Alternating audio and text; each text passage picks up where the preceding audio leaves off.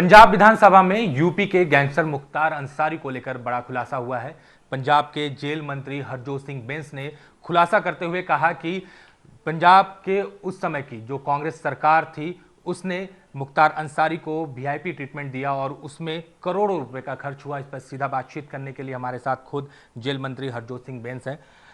हरजोत जी, ये बताइए कि आखिर सदन में आपने कहा कि मुख्तार अंसारी को किस तरह पिछली जो कांग्रेस सरकार थी उसने वीआईपी ट्रीटमेंट दिया जिसमें करोड़ों का खर्च हुआ। क्या पूरा वाकया और क्या क्या चीजें आपको मिली हैं इस पूरे मामले में? धन्यवाद जी। न्यूज़ 24 का सदन पर बजट पर बहस चल रही थी, तो उस पर मैंने जब अपनी बात रखी तो देखा कि पंजाब के आज जो हालात हैं, 3 लाख करोड़ का कर्ज है, उसके बावजूद पंजाब अपनी बुनियादी जो सुविधाएं हैं उससे वो हमारे पास नहीं है। हमारे पास अस्पताल नहीं है, हमारे पास स्कूलों में टीचर्स नहीं है, पटवारी नहीं है। तो इस सब देखते देखते जब उस पर भी बोल रहा था तो क्योंकि मेरे पास जेल डिपार्टमेंट भी है, मेरे पास एक फ़ाइल आई। सबसे पहले उस फाइल में लिखा था कि एक दुष्यंत दावे सीनियर एडवोकेट हैं कि उनका कोई बिल पेंडिंग पड़ा है और पंजाब सरकार बोलती है कि उनको 4,40,000 देना और उनकी तरफ से वो 45 और 55 लाख के बीच बिल आया हुआ है। तो मैंने कहा ये पता तो करूँ ये कौन सा केस है जिसमें हमारे जेल डिपार्टमेंट ने एक इतने, क्योंकि दुष्यंत दवे एक बहुत सीनियर एडवोकेट है, मैं उनको फॉलो करता हूँ, कि उनके जैसे सीनियर एडवोकेट को हमें पंजाब सरकार को हायर करना पड़ा, एंगेज करना पड़ा।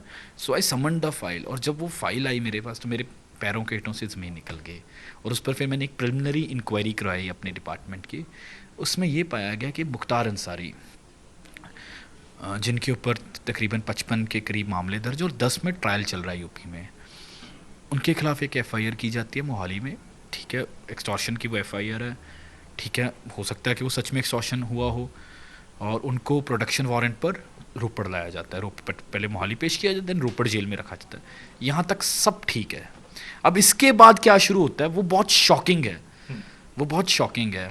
उस एफआईआर में कोई कार्रवाई नहीं होती, उस एफआईआर में पुलिस चालान नहीं पेश करती, और जब पुलिस चालान नहीं पेश करती तो मुख्तार अंसारी के पास 90 दिन में के बाद अपने आप ज़मानत लेने का हक था, कि वो 90 दिन बाद अपने आप ज़मानत ले सकते थे।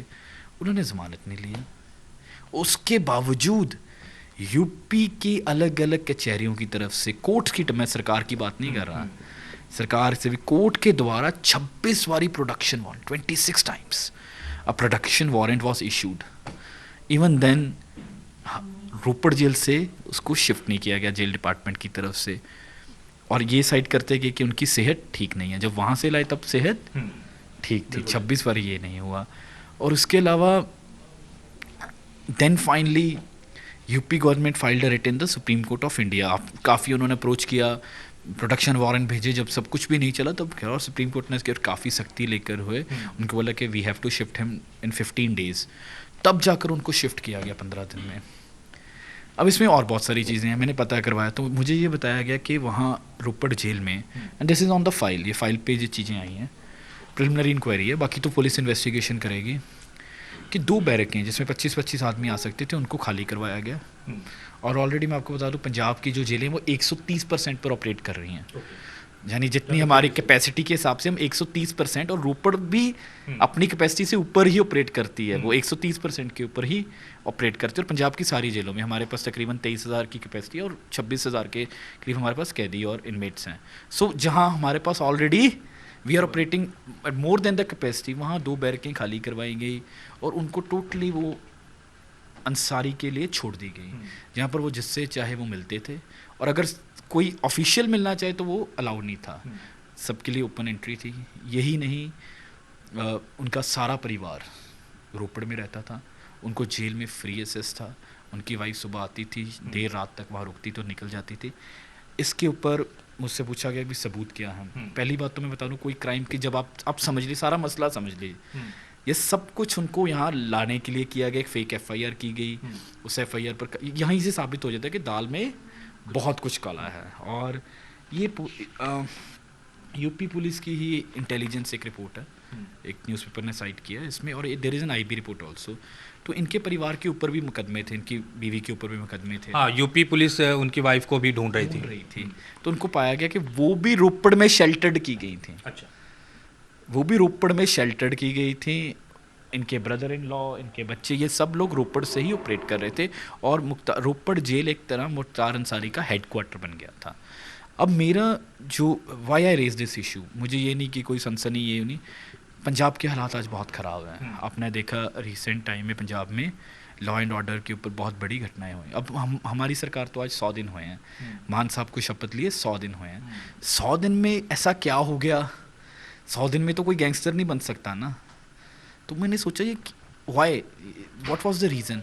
तो ऐसी चीज़ें जब सामने आई, 2 साल 3 महीने, अब वहाँ से कैसा नेटवर्क ऑपरेट हुआ होगा, दिस इज़ शॉकिंग। किस किस को कॉलें हुई होंगी, क्या वो हुआ होगा। और यही नहीं, ऐसे बहुत सारे गैंगस्टर्स के केस हैं। मैंने फिर वो इंस्टाग्राम के ऊपर, और मैं इनकी नहीं बात कर रहा, और गैंगस्टर्स जो क्लासिफाइड गैंगस्टर्स हैं, जो हाई सिक्योरिटी सेल्स में लॉज थे, उनकी फ़ोटोज़ है पिज़्ज़ा खाते हुए, वो वीडियो कॉल कर रही हैं। मैंने वो इंस्टाग्राम से करके उनकी आईडीज़ बंद करवाई हैं, और we are monitoring such IDs. और वो सब पुरानी फ़ोटोज़ हैं, अब नहीं, पर इतना कुछ चलता रहा। और आज यही हालात है कि पंजाब की जो लॉ एंड ऑर्डर की सिचुएशन इतनी ख़राब है।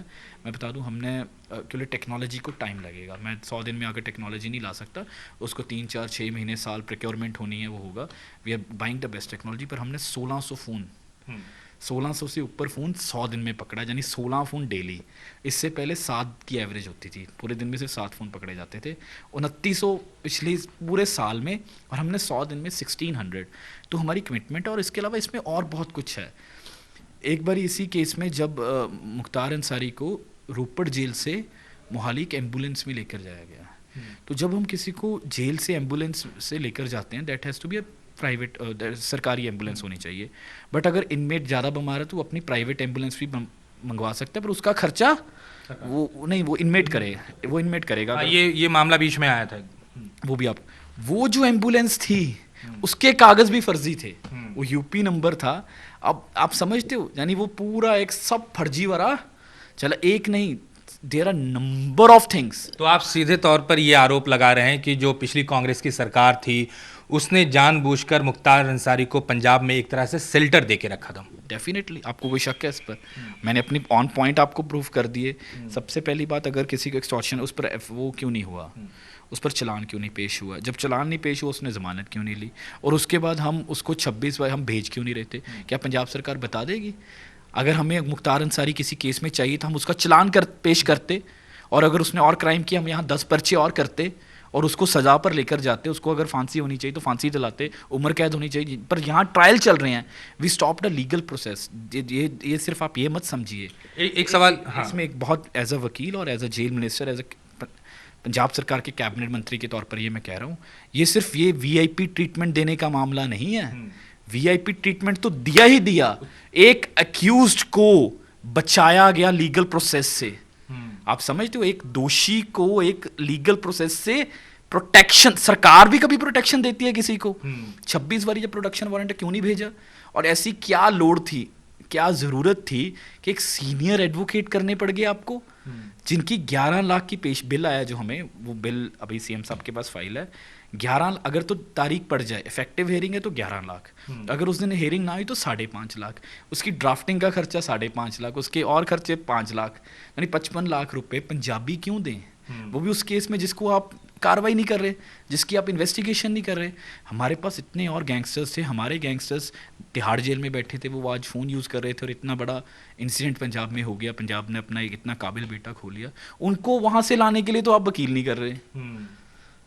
जो पंजाब के गुनाहगार हैं, हमारे गैंगस्टर्स अलग अलग जेलों में बैठे हैं देशों के, उनको तो आप लाने के लिए कार्रवाई नहीं कर रहे। और एक दूसरी स्टेट के गैंगस्टर जिसके ऊपर आपने कोई, आपके पास चलान भी नहीं है, उसको बचाने के लिए आप सुप्रीम कोर्ट में टॉप का लॉयर खड़ा कर रहे हैं। एक अमूमन जो नॉर्मल प्रोसीडिंग होती है कि आपको 90 दिन के अंदर एक उस पूरे जो भी आयु होगा इन्वेस्टिगेशन ऑफिसर, वो रिपोर्ट फाइल करता है। अगर उसमें कुछ नहीं मिलता तो वो बेल के लिए जाता है। तो क्या मुख्तार अंसारी बेल के लिए भी गए एक बार भी? नहीं, एक बार भी नहीं गए। डिफ़ॉल्ट बेल मिलनी थी उनको, सिंपल जाके, वो के लिए मैं क्रिमिनल वकील भी रहा हूँ, तो अगर 90 दिन में चलान नहीं पेश हुआ था, पुलिस ने अपनी रिपोर्ट नहीं पेश की, तो आप 91st डे जा सकते हैं, 91 दिन जाएं, और आपको एक सिंपल, आपका वकील एप्लीकेशन लगाएगा, आपको बेल मिल जाएगी। वो भी नहीं ली गई। तो इसका मतलब दोनों तरफ से, तभी तो आप समझिए ना, तभी तो एक जाली एम्बुलेंस आ रही है। तो सब कुछ, ये पूरा एक यहाँ से एक नेटवर्क चला है गैंगस्टरवाद का 2 साल 3 महीने, जो मुझे, हम पंजाबियों का बड़ा दिल है, 55 लाख भी कोई बात नहीं है।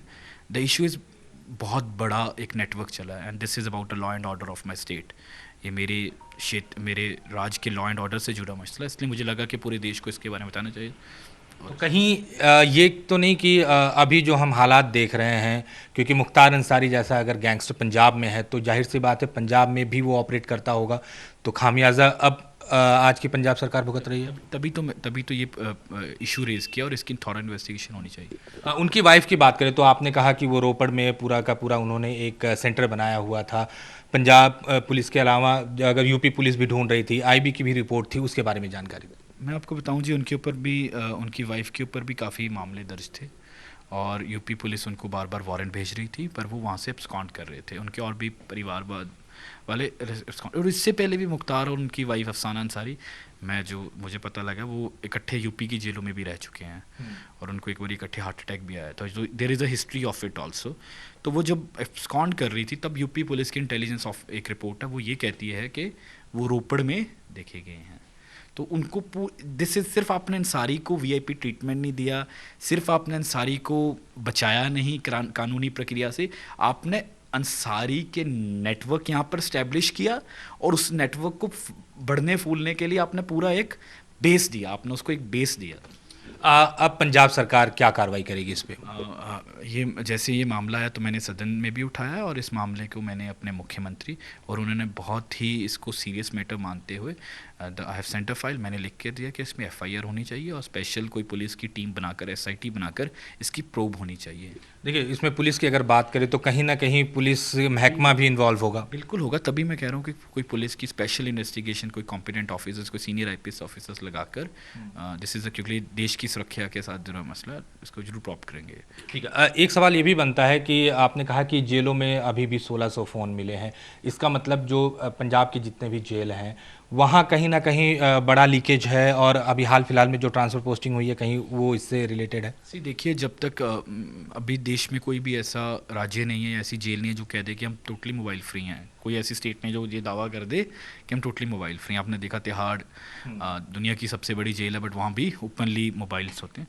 बट हम पंजाब में ये कर देंगे, और पंजाब पहला ऐसा सूबा बनेगा, ऐसा राज्य बनेगा जहाँ हम कर देंगे। अभी क्या है कि अभी हमारे पास टेक्नोलॉजी नहीं है, so the only thing I can focus is on strict measures on the ground, वो हम कर रहे हैं, और उससे काफ़ी फ़र्क पड़ा है। मैं ये नहीं कहता आज 100% साफ़ हो गए, पर 90% की गारंटी मैं लेता हूँ कि आज 90% पंजाब की जेलें मोबाइल फ्री है।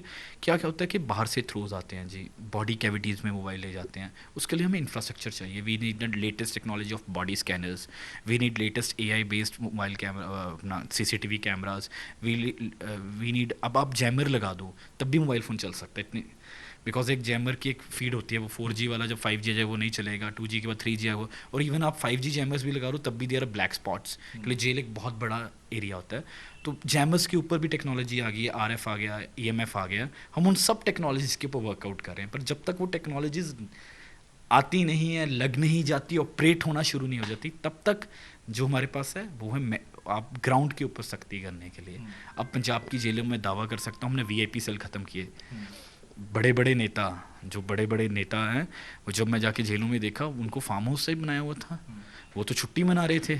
अब वो सब ऐसे सारे जो बैरक्स हैं वो बंद हो गए हैं, ऐसे जो जितने हैं वो सब, अब कोई कैदी है, कोई भी है, चाहे वो पॉलिटिशियन रहा है, गैंगस्टर रहा है, वो उसको जो as per jail manual facilities मिलनी चाहिए, ये नहीं कि किसी के साथ हम धक्का करते हैं, but whatever the jail manual सेल्स he will be treated as per it. अच्छा, मुख्तार अंसारी की अगर केस की बात करें तो ये सुनिश्चित कर रहे हैं आप लोग कि जो भी इसमें लोग होंगे, चाहे बड़े हों चाहे छोटे हों, उनको सलाखों के पीछे पहुंचाएंगे और इस पूरे मामले को बाहर लाएंगे? डेफिनेटली जी, बहुत सीरियस मसला है, इस पर कार्रवाई करेंगे।